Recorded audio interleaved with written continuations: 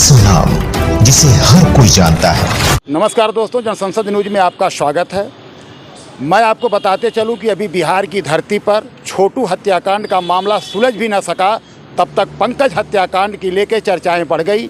जहां पे पंकज की हत्या कर दी जाती है, वह विशेष कहानी हम जानना चाहेंगे। बिहार की धरती से जनमंच के वरिष्ठ पत्रकार देवेंद्र जी हमारे साथ मौजूद हैं। वो क्या कुछ कहते हैं इस पंकज हत्याकांड को लेकर। सर, हमारे चैनल में आपका स्वागत है। आपका बहुत बहुत धन्यवाद। मामला साफ है। समस्तीपुर के कानू बिशनपुर गांव में पंकज की हत्या कर दी गई, लेकिन इसे आत्महत्या करार दिया जा रहा है। लेकिन अगर पोस्टमार्टम रिपोर्ट की बात किया जाए तो साफ साफ पंकज की हत्या हुई है। अब तक सारे अपराधी फरार हैं, किसी की गिरफ्तारी नहीं हुई है। पुलिस के पास इस हत्या का गुत्थी सुलझाने के लिए उसके पास कोई प्लान नहीं है। साफ जाहिर है इस केस में कि पंकज सोनी यादव नाम की लड़की से प्यार करता था। सोनी यादव के भाई ने पंकज को बुलाया था 11 तारीख को, 11 अगस्त के रात से पंकज गायब है और उसके बाद सुबह उसकी लाश मिलती है। तो साफ जाहिर है कि सोनी के भाई ने उसे बुलाया और फिर उस लाश मिल रही है। तो साफ समझ में आ रहा है कि सोनी के परिवार वालों ने ही पंकज की हत्या किया है। लेकिन सबसे बड़ी बात है, सोनी के परिवार वाले लगातार कह रहे थे कि पंकज तू मेरी बहन से दूर हो जा, दूर रहो, बात मत करो। लेकिन पंकज माना नहीं, क्योंकि प्रेम किसी को रोक नहीं सकता। सोनी भी प्रेम कर रही थी, लेकिन इस केस में सोनी साफ कह रही है कि मेरे माता पिता भाई सब बेगुनाह है।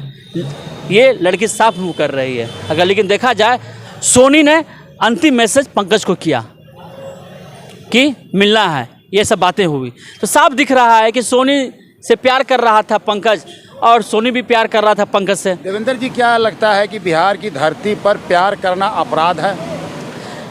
दीनानाथ जी, अब तो ऐसा ही लग रहा है। जिस तरह से प्रेमी की हत्या हो रही है, इससे साफ दिख रहा है कि बिहार में प्यार करना अपराध हो गया है। पुलिस के पास कोई मास्टर प्लान नहीं है कि अपराधियों को पकड़ सके।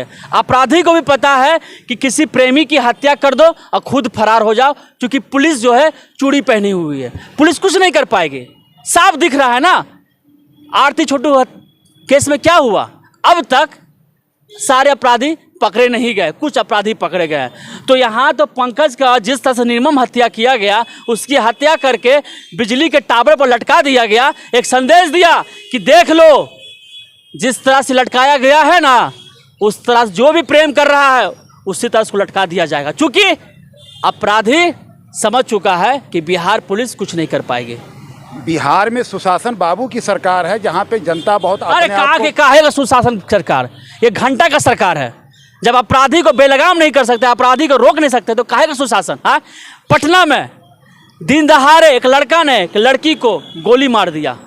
बच्ची पढ़ने जा रही थी कोचिंग में, उसकी गोली मार दिया गया। सोच सकते हैं, छोटे छोटे लोगों के पास, छोटे छोटे बच्चे के पास हथियार, कहाँ से हथियार आ रहा है? कौन हथियार सप्लाई कर रहा है? हाँ, अगर एक मान लिया जाए एक थाना क्षेत्र में किसी के पास हथियार होगा, तो क्या पुलिस के पास इंफॉर्मेशन नहीं होगा? हाँ, कि हथियार कहाँ से आया? पुलिस से मतलब ही नहीं है। देखते अपराध बढ़ता जा रहा है, कोई सुशासन सरकार वहाँ नहीं है, कुछ नहीं है। तो क्या लगता है कि देवेंद्र जी, ये मान लिया जाए कि बिहार कभी सुधरने वाला नहीं है? कैसे सुधरेगा? आपने उसे चुनते हैं जो लगातार बिहार को शोषण किया है, बिहार को बदनाम करने की कोशिश किया। बिहार में कुछ किया कहाँ है? बिहार में सुशासन है कहाँ? अपराध तो पहले भी था, आज भी है और होता रहेगा, जब तक इस सरकार को बदला नहीं जाए। जब तक ईमानदार पार्टी बिहार में नहीं आएगी, ईमानदार की सरकार नहीं बनेगी, तब तक बिहार कुछ नहीं हो सकता है। देवेंद्र जी, आप लोगों ने बहुत सी ऐसी लड़ाई को लड़ा है, लेकिन अभी तक लोगों को न्याय नहीं मिल सका है और बड़ी मीडिया शांत रहती है। आप जैसे पत्रकार लोग रातों दिन लगे हुए हैं कि गरीब समुदाय को एक तरह से न्याय मिल सके। तो उसको लेके क्या आपको कोई अपने आप में क्या महसूस होता है कि कभी बिहार के लिए हम कितना भी मेहनत करें लेकिन सुधरने वाला नहीं है? देखिए, अगर बात किया जाए पंकज हत्याकांड को, पंकज बहुत ही गरीब परिवार से बिलोंग करता है। पंकज यादव समाज से आता है। अगर हम पंकज को मदद ना करें तो पंकज को मदद करने वाला कोई नहीं। आपको भी पता है, कुछ यूट्यूबर पत्रकार ऐसे हैं जो सस्ता नशा करते हैं, जो बदनाम करने में तुले हुए हैं। ठीक है, लेकिन मैं लगातार गरीबों की आवाज़ उठाता हूँ, मैं उठाता ही रहूँगा। बात रहा कि बिहार कब सुधरेगा, ये तो ना आपको पता है ना मुझे पता है ना जनता को पता है।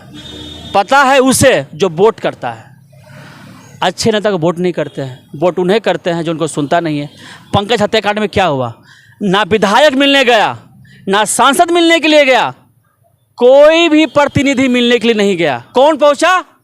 तो जाप सुप्रीमो पप्पू यादव, जो नेता भी नहीं है, जो सत्ता में भी नहीं है, तो पप्पू यादव पहुंचे मिलने के लिए, दुख बांटने के लिए। सब लोग क्यों नहीं गए? गरीबों को सुनने वाला कोई नहीं है। अगर सुनने वाला है तो आप और हम जैसे लोग हैं जो मदद कर रहे हैं खबर के माध्यम से, ताकि यह मुहिम ठंडा ना पड़े। और हम लोग यह मुहिम चलाते रहेंगे, क्योंकि पंकज की हत्या हुई। पंकज अपने घर में इकलौता था। आप सोचिए उस पिता पर क्या बीत रहा होगा। अब कहा जाता है वंश बढ़ाने वाला कौन? अब इनका तो वंश निर्वंश हो गया। उनमें ये जो है ललित महतो, उनका वंश तो निर्वंश हो गया। अब इनका खानदान कौन आगे बढ़ाएगा? प्रेम करना गुनाह है क्या? अरे प्रेम क्या तो अलग कर देते। तुम उसको मार के लटका दिए बिजली के खंभा पर, और कर दिए कि आत्महत्या किया है। कोई लड़का आत्महत्या करेगा? नौजवान लड़का 22 वर्ष लड़का आत्महत्या करेगा? जो सोनी यादव गाना लिख के दिया करती थी, पंकज तुम गाना गाओ, और अगर इस तरह से हम लोग काम करते ना, हमारे परिवार राजी हो जाएंगे। अब परिवार वालों ने क्या किया? पंकज से बुलाता, पंकज चलो मिलना है तुमसे। उसके बाद पंकज गायब। ये साफ दिख रहा है कि सोनी के परिवार वालों ने पंकज की हत्या किया। लेकिन समस्तीपुर के खानपुर थाना क्षेत्र के पता नहीं पुलिस को क्या हो गया है कि उन्हें दिखता ही नहीं है। वो कहते कि ना सुलझाने में लगे हुए हैं इस केस को। ये साफ है कि किसने हत्या किया। तो ये थे देवेंद्र जी, जनमंच के वरिष्ठ पत्रकार, जिन्होंने काफ़ी दिनों से बिहार की धरती पे बहुत ही सघनता के साथ में पत्रकारिता किए थे। इनका कहना है कि कहीं ना कहीं बिहार में प्रेम प्रसंग करना अभी अभिशाप सा दिख रहा है, लेकिन जिनकी हर गरीब मजलूम की लड़ाई लड़ते रहने की भी बात इन्होंने किया है कि अगर हमारे जैसे लोग साथ नहीं निभाएंगे या आवाज़ नहीं उठाएंगे तो ऐसे लोगों को न्याय कैसे मिल सकेगा।